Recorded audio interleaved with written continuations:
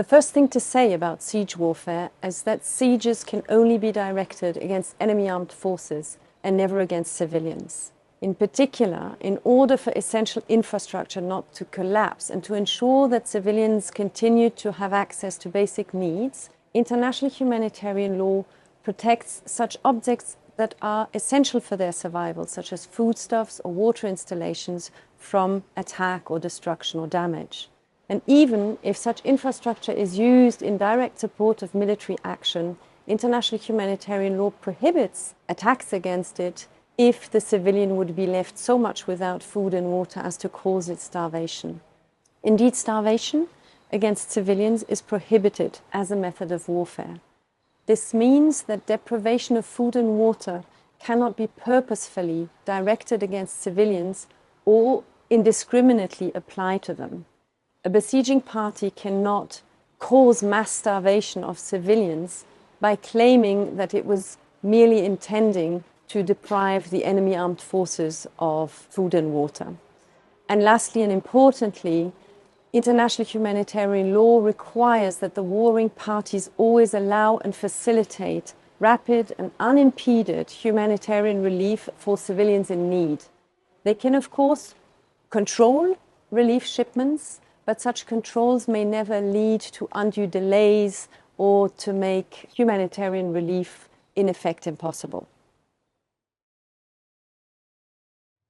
Civilians must not be trapped in besieged areas, and this means that the warring parties have an obligation to allow civilians to leave the area. In areas where fighting is taking place, one obvious precautionary measure that the warring parties can take is to evacuate civilians or at least to allow them to flee. In fact, the Geneva Conventions foresee that the parties should find arrangements to allow for the evacuation of people at particular risk, such as children, the wounded and sick, persons with disabilities, or pregnant women. Sieges must not be used to forcibly displace civilians. Evacuations can only be temporary and may last no longer than the security of civilians or imperative military reasons demand. Civilians who have been displaced have a right to voluntarily and safely return to their homes as soon as the reasons for their displacement have ceased to exist.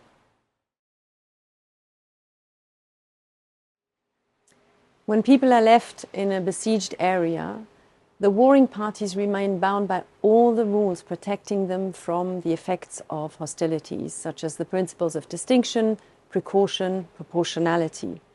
And the mere fact of remaining in a besieged area, whether voluntarily or forcibly or as human shields, or indeed the presence of fighters amongst civilians, does not deprive civilians from their protections against attacks.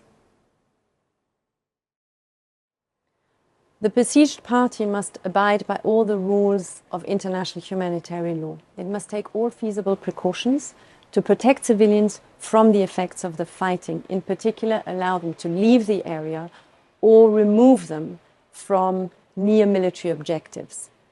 It's prohibited under international humanitarian law to use civilians as human shields to render immune certain areas from military operations.